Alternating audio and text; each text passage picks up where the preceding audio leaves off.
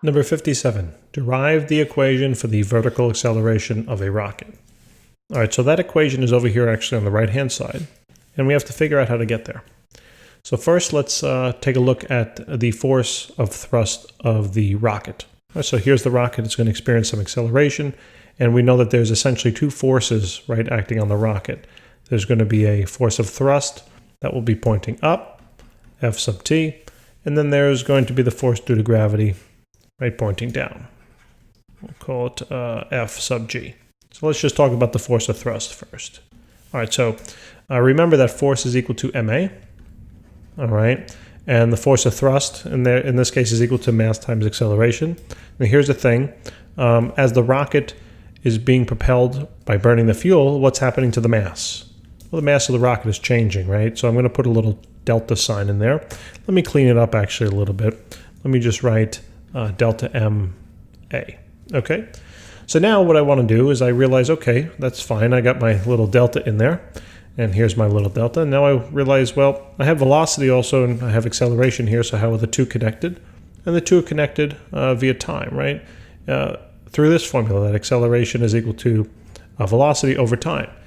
Now here I'm going to talk about exhaust velocity, okay? That's the important velocity. So if I had to now take this term and plug it in to my equation, what would we come up with? Well, we'd have this. That says that the force of thrust on the rocket will be equal to the change in mass multiplied by the exhaust velocity, all divided by time.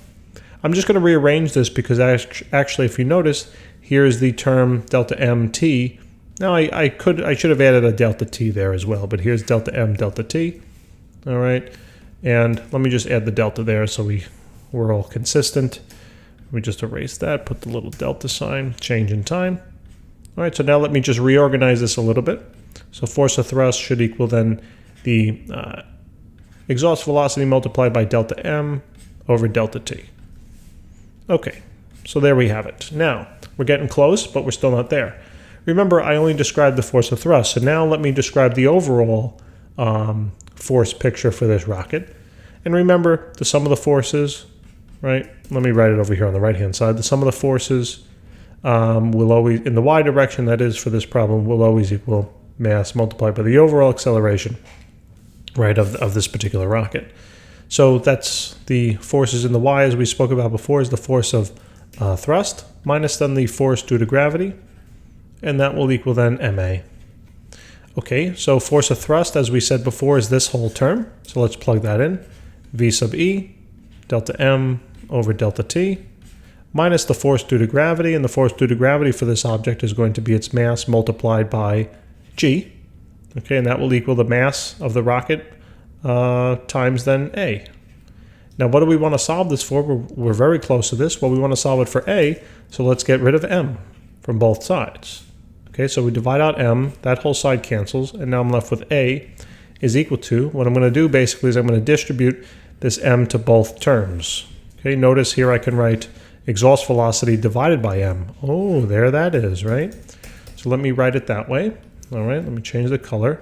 So basically I have now exhaust velocity over the mass multiplied by then the change in mass over the change in time.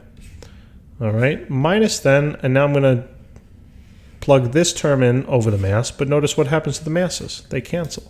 So just then minus g. And there it is, ladies and gentlemen. Voila. Guys, thanks so very much for tuning in. Please remember to subscribe. I look forward to helping you with the next question. Take care.